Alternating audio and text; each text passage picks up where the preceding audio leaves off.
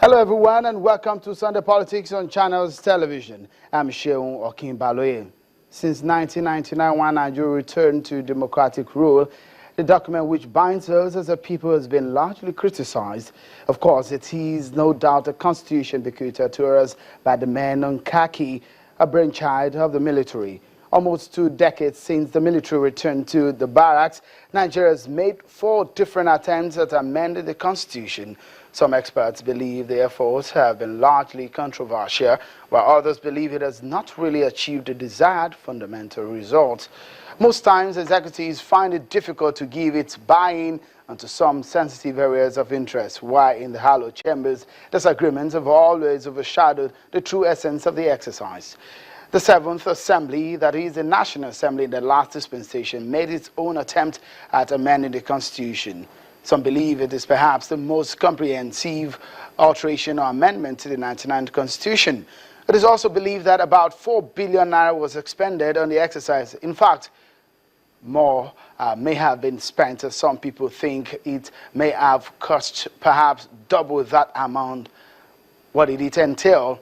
As far as we know, lawmakers went around the country for consultations, town hall meetings, and the rest. There were also foreign trips on the exercise. Experts' consultations were made. Of course, it came at a cost, with several controversies over the matter. The Supreme Court's intervention, but former President Goodluck Jonathan could not assent to the document before he bowed out of office.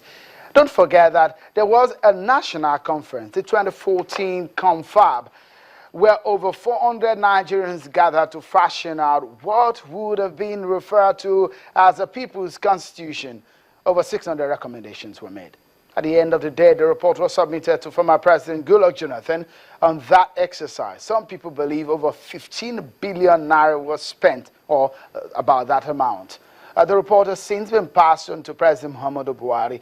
Maybe the document is gathering dust in some shelves at the presidency, who knows. With all these efforts and money spent, billions of naira, that is, a big question is raised over the renewed efforts by the 8th Assembly on the issue of constitution amendment. At the time, the nation is in a dire financial state. Every kobo counts, at least to sustain the economy that has been slapped with dwindling slash in global oil price, which is its mainstay. Nigerians want answers on the reasons why the nation will want to delve into billions of naira ventures that will later be dumped to rot in some offices. As many Nigerians go to bed without assurances of what to eat, and several states cannot even pay salaries of their own workers, with several months outstanding salaries being owed, it is crucial to know what the elected representatives do with the now meager resources of the nation. What are the real issues on this matter? Do we really need a constitution amendment, plus the fact that a lot of money is going to be spent? And I had a statement, Chief Ayo Adebanjo, in the January 24th edition of this program, said that the constitution amendment exercise is not necessary in the light of the existence of the Confab report. And this is what he said. It's a waste of time. Really? Why? They just want to waste the country's resources. If they are really patriotic, they are not outside this country. When the Constitution Assembly, 214 Constitutional Conference was inaugurated, was recommended, the recommendations were put out. To show that they are not that patriotic, if they are although they are opposed to the establishment of that conference, and they are anxious, they also agree that the constitution we are having is not good for the country. Why don't they point out the inequalities there, the irregularities there, the things that they don't want there, that they want to do their own, if they don't want to waste money? And don't forget, that constitutional conference, the people there, this country can never get that type of people again. The quality, in experience, in diversity. In the context of the existence of the 214 recommendations. So with the Confab report, overlaps it. The Confab report has already solved the problem of this country. I remember when Jonathan was handing his papers to His Excellency Buhari, he told him, of all the papers I'm handing over to you, this is the most important. If you remember, if you go and view the day he was handing over, he said, this is the most important document. Chief Ayo Adebanjo, Afenifere chieftain, and another statement talking to us on the 24th of January about this same matter. But some lawmakers may not agree on that. Joining me from Abuja studio, the Senate Deputy Majority Leader, Senator Bala Abdul-Nala. Thank you so much for coming on the program. Let me start by asking you, you've heard the opinion of Chief Ayo Adebanjo. Is it necessary for us to have a constitution amendment at this time in the light of the existence of a confab report?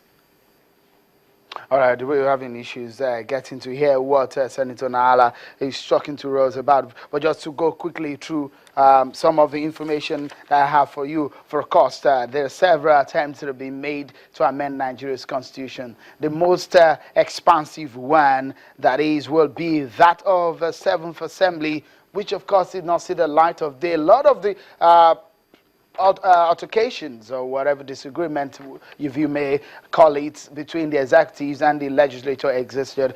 But then what point are we now with the renewed effort at amending the constitution? Senator Ibn Nala is the deputy majority leader at the Senate, and he's going to be talking to us about that. Senator Nala, if you can hear me now, I was asking you about what you make of what Chief Ayo Adebanjo says in the light of the fact that there is an existence of a confab report, which he says should have subsumed, all constitutional amendments should have been subsumed into the confab report.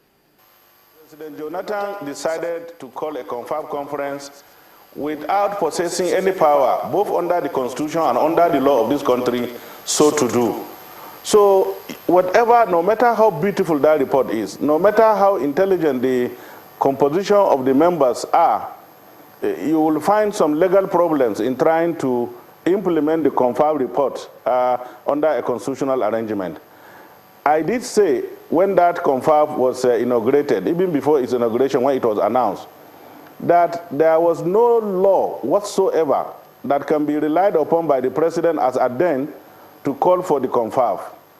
And I'm happy that I have at least been proved right, that all that was done was a mere waste of time, because we expected President Jonathan to say, by virtue of powers conferred upon me under this provision of the Constitution or under the provision of that law, I hereby convocate a conference to be called National Confab. And then in that law, the process of the report and everything will have been spelled out. But there was nothing like that. It was just a presidential fiat. And he forgot that he was operating under a constitutional democracy. So it would be unfair for anybody to expect that that report will make any meaning to any constituted authority under the Constitution of the Federal Republic of Nigeria. And that is the position. Those who are well-versed in what we refer to as a constitutional jurisprudence will understand what I'm talking about. And I'm sure Chief Ayo Adebanjo will understand the fact that they only decided to go and sit somewhere based on presidential fiat without any legal basis. Senator Nala, the fact that they are having problem in pushing that confab report as the basis for any constitutional amendment should have shown that what was done in the first place was wrong, and legally wrong, and constitutionally wrong.